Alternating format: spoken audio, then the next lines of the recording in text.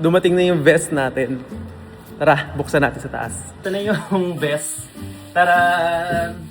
Excited na ba kayo? Kasi excited na ako kasi wala akong gunting. So, gagamitan ko na siya ng lakas. So, kukuha ko ng isa para mapakita sa inyo yung vest natin.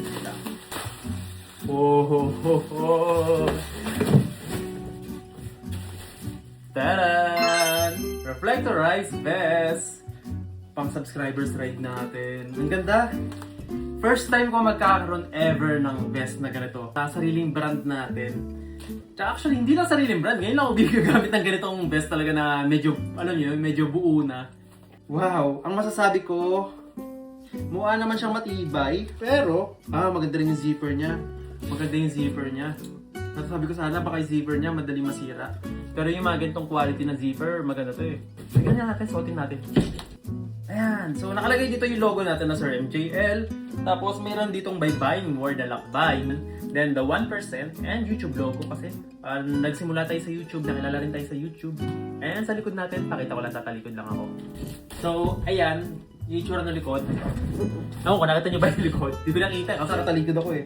And huwag kayong mag-alala sa mga nagtatanong, Sir MJL, paano magkakasya sa amin yan? Guys, yung sa waistline, walang problema rito sa waistline. Ano tawag ito? Adjustable to kahit gaano kayo kataba. Sorry sa word. Gaano kayo kataba or gaano kayo kalaki.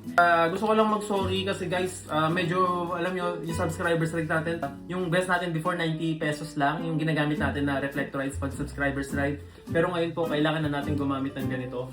Kasi ang dami na natin nakakapareha sa kalsada. Unlike pag naka-uniform tayong ganito, mas madali natin makikilala yung kasama natin umaga, gabi. Kaya ako kayo pinapili kung gusto nyo yung black and white, yellow, or red. Kasi kayo naman magsusuot nito eh. Kunyari, wala man kayo sa subscribers ride, gusto nyo lang mag-ride. And kailangan nyo ng reflectorize kasi may mga lugar na kailangan ng ganito. So, yan.